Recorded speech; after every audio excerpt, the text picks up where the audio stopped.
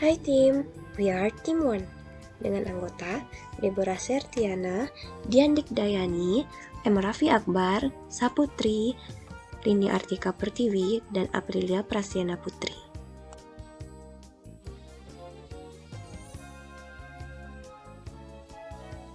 Overview adalah kegiatan logistik dalam dunia retail yang tidak lepas dari kegiatan produksi, pelaksanaan, pengangkutan, pengiriman, penyediaan layanan, dan pengelolaan bahan baku dengan cara yang saling berinteraksi. Keuntungan yang didapatkan jika logistik berjalan dengan baik di dunia retail. Yang pertama, mengurangi kekurangan stok. Yang kedua, mengurangi persediaan yang berlebihan. Yang ketiga, meningkatkan kepuasan pelanggan.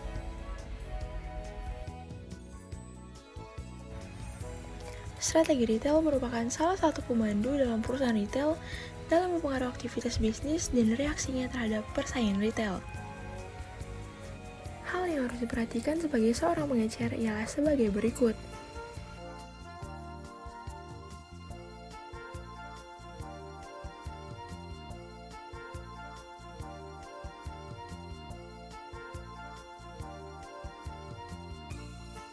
Pada gambar saluran distribusi di atas menunjukkan apa yang diharapkan konsumen dari pengecer adalah memiliki banyak variasi produk untuk dipilih dan dibeli dalam jumlah terbatas. Pada dunia retail, pengeceran barang mencakup penjualan produk berwujud fisik. Pelayanan retail juga mencakup banyak area bisnis yang beragam mulai dari layanan satu toko ke toko yang lain. Dalam dunia retail, pengeceran barang dan jasa tergolongkan menjadi 3 bagian, yaitu menyewakan barang dan jasa, jasa perbaikan dan peningkatan, dan jasa non-barang. Pada dunia retail, terdapat beberapa faktor yang mempengaruhi antara lain pengaruh promosi yang dilakukan pesaing, pengaruh emosi positif pelanggan, dan pengaruh lingkungan toko. Arus informasi dan saluran distribusi yang terjadi pada dunia retail. Terdapat informasi yang dibutuhkan pemasok dari pengecer dan dari konsumen. Yang kedua, informasi yang dibutuhkan pengecer dari grosir dan dari konsumen. Yang ketiga, informasi yang dibutuhkan konsumen dari grosir dan para pengecer.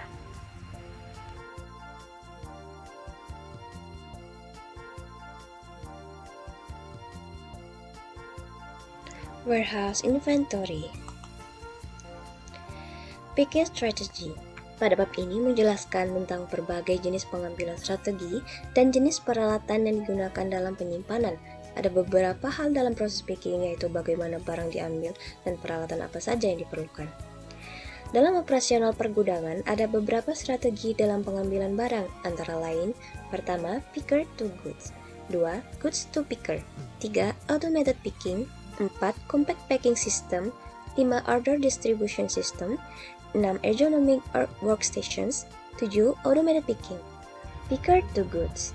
Petugas gudang mencari barang sesuai order dan berjalan ke lokasi penyimpanan, mengambil barang sampai seluruh order yang telah dilengkapi.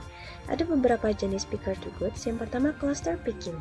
Proses mengambil beberapa barang dari beberapa pesanan dalam sekali perjalanan dan kemudian menaruhnya ke wadah yang berbeda. Kedua, batch picking. Petugas gudang berjalan ke tempat penyimpanan dan mengambil produk untuk beberapa order dalam waktu yang sama. Picker to goods. Yang ketiga, ada zone picking. Produk dikelompokkan dalam area tertentu dan petugas mengambil barang dalam area tertentu. 4, wave picking. Menjadwalkan pengambilan barang dalam satu hari kerja. Goods to picker.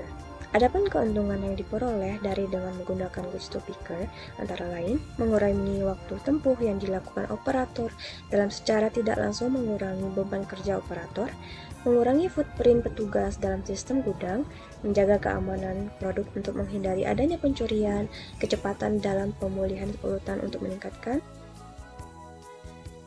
compact packing system. Compact packing system ini sangat cocok untuk produk di gudang, baik itu eceran atau grosir, karena dapat menghemat biaya gudang dan mengenangani suku cadang dan komponen untuk sektor tertentu. Order distribution system. Order distribution system ini sangat cocok diterapkan pada bisnis di mana jumlah pesanan terpenuhi dari jumlah SKU yang relatif sedikit. Ergonomic workstation. Ergonomic workstation dirancang untuk memungkinkan kinerja yang berkelanjutan, tujuannya untuk mencegah cedera regangan berulang dan kelelahan sehingga lebih produktif. Automated picking. Automated picking adalah persyaratan yang digunakan untuk membantu meningkatkan kecepatan, akurasi, dan produktivitas dalam menghadapi pilihan realistis dalam persaingan saat ini. Replenishment. Replenishment atau penambahan adalah proses pengambilan barang yang lancar dan efisien yang ditunjukkan dengan produk dan jumlah yang tepat berada di lokasi pengambilan yang sesuai. WMS Real-Time. WMS Real-Time akan menganalisa kebutuhan untuk mengisi kembali lokasi pengambilan melalui transfer data, waktu yang nyata, atau langsung. Sistem ini juga mampu mengidentifikasi total jumlah pesanan aktual dan dapat mengisi kembali sebelum gelombang pesanan berikutnya tiba di gudang. Dispatching. Proses akhir dalam operasional pergudangan adalah dispatching, yang memiliki arti sebagai proses dalam tahapan aktivitas pergudangan yang tujuannya adalah mengeluarkan barang-barang dari gudang untuk mengirimnya kepada konsumen atau pemilik barang tersebut. Proses pengiriman tentunya harus dikelola dengan tepat dan disesuaikan dengan kegiatan lain yang ada di gudang agar setiap kegiatan dapat berjalan dengan baik. Misalnya, seperti kegiatan penerimaan dan pengiriman barang dilakukan pada pintu gudang yang sama. Biasanya penerimaan dilakukan pada pagi hari dan pengiriman dilakukan pada malam atau sore hari. Manajer gudang perlu menyusun jadwal untuk memastikan tenaga kerja dan peralatan yang digunakan cukup dan dapat menghemat waktu.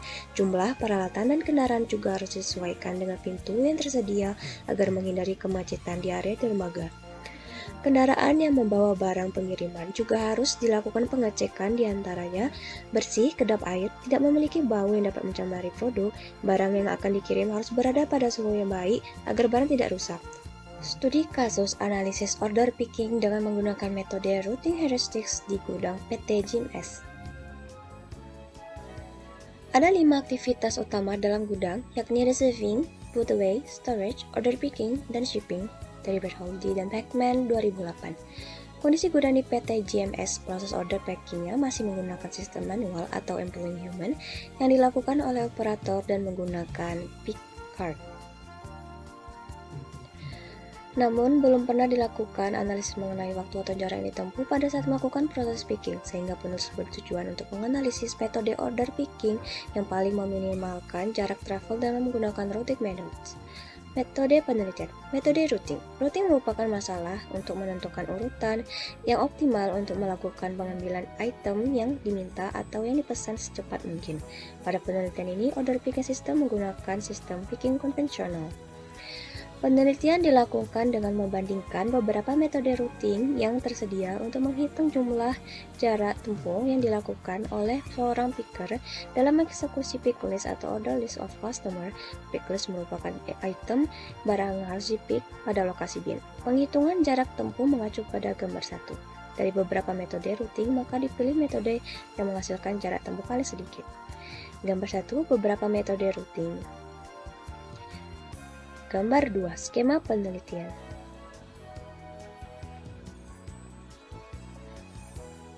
Gambar 3, parameter dalam layout single block kiri dan double block kanan.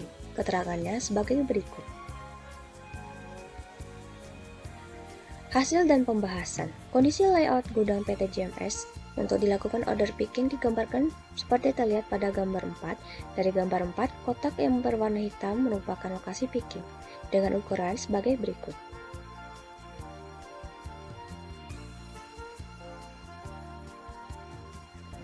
Hasil perhitungan untuk tiap metode heuristik adalah sebagai berikut. Metode S-shape atau traversal, metode return, metode midpoint, metode the largest gap, metode combined heuristics dengan menggunakan dynamic. Gambar 4, layout order picking. Dari kelima metode tersebut, jarak terdekat adalah 39,5 meter yang dihasilkan oleh metode midpoint, the largest gap, dan combined heuristics. Tabel jaraknya disajikan pada tabel 1.